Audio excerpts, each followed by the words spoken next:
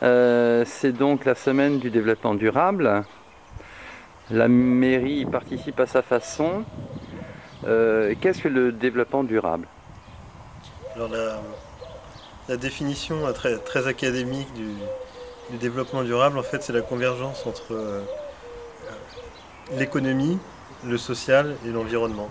C'est-à-dire d'avoir ces trois sphères qui se rencontrent et qui, en leur point de rencontre, c'est ce qu'on appelle le développement durable. Donc c'est une exigence de rentabilité, une exigence je dirais de partage, c'est le côté social, et une exigence de protection de l'environnement, tout simplement. Quels sont les partenaires qui ont permis que cette journée se passe de cette façon et visiblement elle a un énorme succès? Les partenaires, les premières personnes que nous sommes allés voir, c'est les écoles. C'est l'école des Lilas. Euh, donc on leur a exposé l'idée juste après les élections, dans la semaine qui a suivi, en sachant qu'on avait comment dire, un calendrier, un planning très serré de 2 semaines pour produire des choses et les mettre en exposition. Et à partir d'une idée toute simple qui était de coller au principe du concours d'affiches qui a lieu traditionnellement dans la semaine du développement durable au niveau national, de faire un peu la même chose à l'échelle des QL, c'est-à-dire un petit concours de dessin euh, autour de la thématique du développement durable. En même temps, on a contacté la Maison de l'Environnement et on a découvert qu'il y avait cette exposition eux-mêmes développement durable qui pouvait prêter à des collectivités.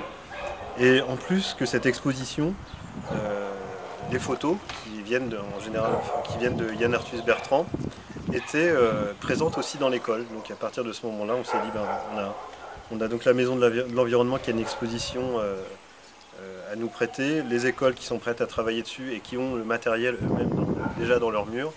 Et donc voilà les ingrédients qui ont fait que la recette après. Une dernière question. La salle du conseil a été investie par de nombreux dessins d'enfants et des magnifiques photos auxquelles vous faisiez allusion. D'ailleurs, doit-on y voir un symbole fort que cette salle du conseil soit ouverte au public? Et peut-on imaginer effectivement que cela se poursuive avec d'autres expos sur d'autres thèmes, etc. Alors, oui, pour la petite histoire, forcément, quand on s'est dit on va faire cette exposition, quand on s'est rendu compte qu'on allait avoir beaucoup de contenu, parce que les deux écoles suivaient et qu'on avait une exposition avec 21 panneaux de la Maison de l'Environnement, on s'est dit on va devoir faire ça à Mermoz. Et puis, avant même de vérifier si la salle était disponible,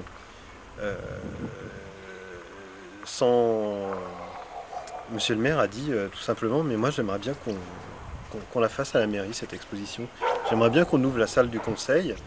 Et donc nous, c'est quelque chose, je pense, on n'osait même pas y croire en fait, quelque part. On n'osait même pas se permettre de penser à ouvrir cette salle du conseil qui était fermée depuis 40 ans. Et donc on en a rêvé, monsieur le maire l'a fait, quoi.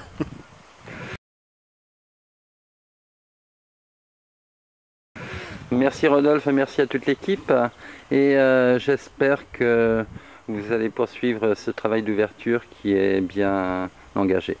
Alors, je vais juste dire une chose, non mais par rapport aux acteurs qui ont travaillé sur cette semaine, quand même que l'école des Lilas et l'école de Ravannes ont fait vraiment un travail extraordinaire en si peu de temps, amené autant de matériel et il y a eu une adhésion même des familles derrière qui ont amené beaucoup de papier pour faire du papier à recycler, qui ont amené beaucoup de bouchons pour faire des animations là, sur l'école des Lilas.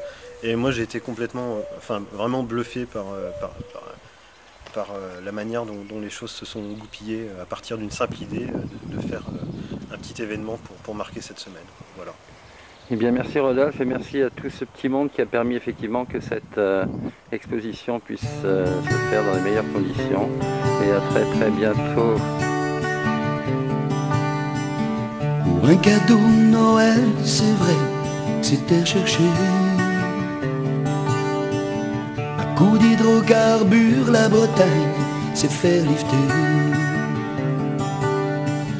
Mais quand on lui souligne